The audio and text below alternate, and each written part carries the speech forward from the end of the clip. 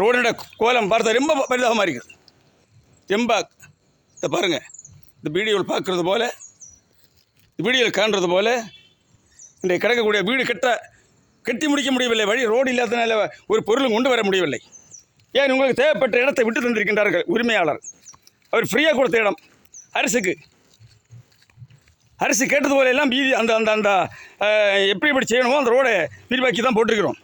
கிடக்கூட கோலத்தை பாருங்களேன். ஒரு வண்டிக்கு வர முடியுமா? ஒரு மெட்டிலோ அல்லது ஒரு பாறைப்பொடியோ அல்லது சிமெண்ட்டோ இந்த வண்டி கொண்டு வர முடியுமா? ஏன் நீங்கள் ஏது செய்து கொடுக்க முடியும்? காரணம் என்ன? நீங்கள் காரணம் காட்ட வேண்டும். ஆணையர் காரணம் காட்ட வேண்டும். நீங்கள் ஏன் இது ரோடை செயல்படுத்தி கொடுக்க முடியாத காரணம் ஏனென்று நீங்கள் காரணம் காட்ட வேண்டும். இல்லை ஏதோ பிரச்சனை இருக்கிறதா, பிள்ளைங்க இருக்கிறதா?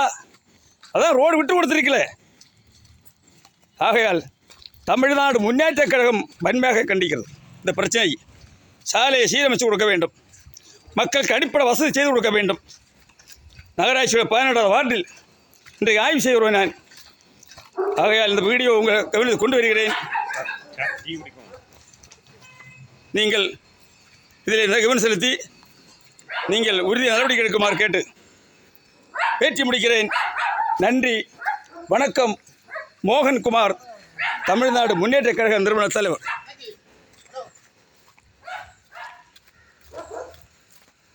இந்த ரோடு இதுதான் மண் ரோடு. 5 வருஷ காலம் இந்த ரோடு நிலைமை. இந்த வீடுகள் பாருங்கள், பெரிய வசதி படுத்தவர்கள், விஐபிகள், வேலை உள்ளவர்களுக்கு தங்கக்கூடிய ரோடு. அது ஒரு வீடு, ஒரு டாக்ஸி கட்ட ரோடு நிலைமை. இதான் மண் ரோடு, இதான் மண் ரோடு. இந்த வீடுகளை பாருங்கள். இப்போ கவனத்துக்கு கொண்டு வருகிறேன். சாலையை சீரமைத்து கொடுக்க வேண்டும். அடிப்படை வசதிகள் செய்து கொடுக்க வேண்டும். பூங்கா உடனே திறந்து கொடுக்க வேண்டும் பிள்ளைகளுக்காக. தமிழ்நாடு முன்னேற்ற கழகம் கோரிக்கை வைக்கிறது. நன்றி, வணக்கம். மோகன்குமார், தமிழ்நாடு முன்னேற்ற கழக நிறுவன தலைவர்.